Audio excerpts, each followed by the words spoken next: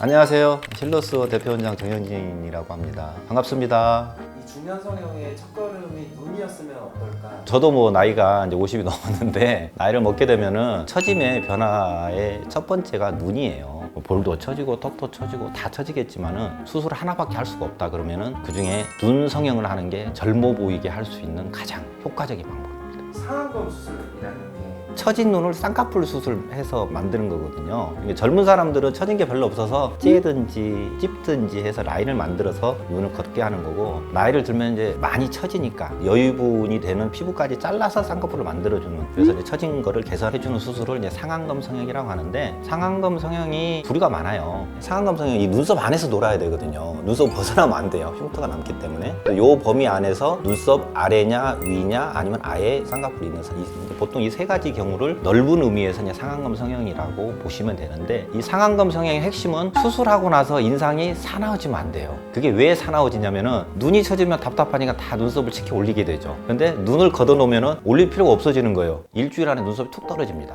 특히 떨어지면서 가운데가 더 떨어지게 되면은 이렇게 내려앉게 되는 거죠. 그러면 눈썹하고 쌍꺼풀 폭이 좁아지면 사람이 인상이 어둡고 사나워 보이게 됩니다. 예쁜 눈은 눈썹하고 쌍꺼풀에 일정한 거리가 있어야 된다는 거죠. 그리고 눈꺼풀 피부는 아래쪽은 피부가 얇고 위로 올라가서 피부가 엄청 두꺼워집니다. 아래쪽만 싹둑 자르면 얇은 피부가 다 날아가는 거죠. 위쪽에 두꺼운 피부가 되면 눈이 두툼한 현상이 생기는 거예요. 이거를 미리 수술 전에 간파를 해줘야 돼요. 그래서 사나워질 것 같으면 상안검 성형을 하면 안 되겠죠. 상안검 수술 설명을 해주시죠.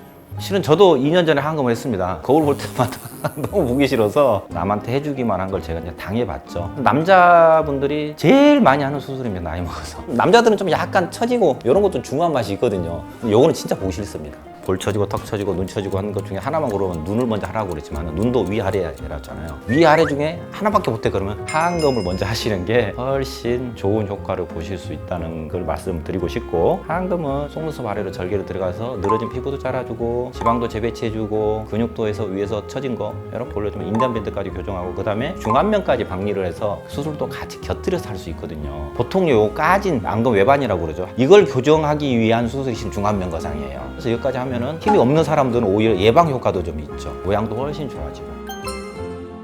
상안검은 인상의 변화가 이런 게 별로 크게 많지는 않아요. 근데 상안검은 인상 사나워져서 눈을 망쳤다는 분들을 많이 오시거든요. 내 눈은 상안검 할 때 하고 나서 사나워질 눈인지 아닌지에 대한 설명을 정확하게 해주는 병원에 가셔야 됩니다. 감사합니다.